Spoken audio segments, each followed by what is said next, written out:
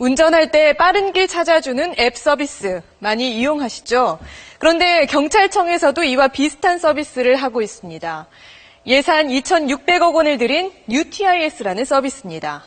아무래도 경찰청에서 운영하는 교통정보이다 보니 민간업체보다 더 정확할 것 같은데 실상은 그렇지가 않습니다. 윤나라 기자가 기동 취재했습니다.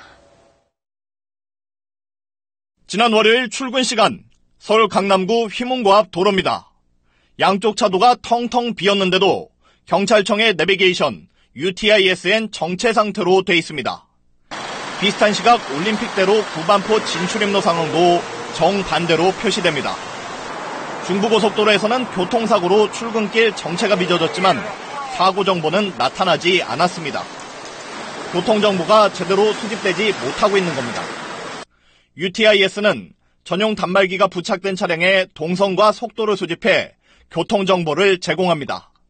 그런데 교통정보 수집 구간이 서울은 56%, 부산 43%, 광주 41% 등 전국 평균 53%에 불과한 것으로 나타났습니다. 수집 단말기도 서울의 경우 필요 단말기의 14% 정도인 6,500대만 보급됐을 뿐이고 전국적으로는 보급률이 3분의 1에 그쳤습니다.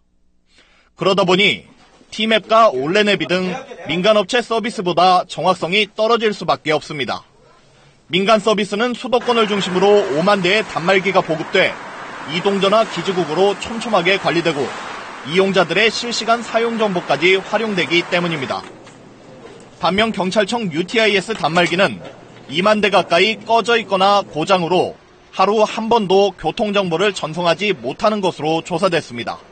이런 단말기를 경찰은 일반 내비게이션에 비해 2배 이상 비싼 대당 70만 원에 구매했습니다. 경쟁 계약을 하지 않고 턴키 방식으로 발주해 품질은 낮으면서도 가격은 비싸게 구입한 겁니다. 모바일 앱을 통해 일반인도 사용할 수 있는데 아는 사람은 거의 없습니다. 택시기사와 일반 운전자 50명에게 물어봤지만 UTIS를 아는 사람은 2명에 불과했고 사용해본 사람은 1명도 없었습니다. 이런 앱 있는지는 몰랐고 오늘 처음 들어봤습니다. 본 적이 없는 것 같은데. 이런 상황에서 경찰청은 2022년까지 전국 24개 도시에 UTIS를 추가로 구축할 계획인데 여기에는 예산 1,600억 원이 더 투입될 전망입니다. 현 단계에서 보완책 마련 없이 예산을 더 투입하는 것은 문제가 있다고 생각합니다. 사업 부진에 대한 원인 규명과 활성화 대책을 마련한 후 사업의 확대 여부를 결정해야 합니다.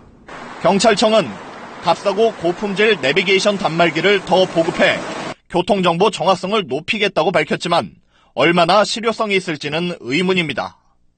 SBS 윤나라입니다.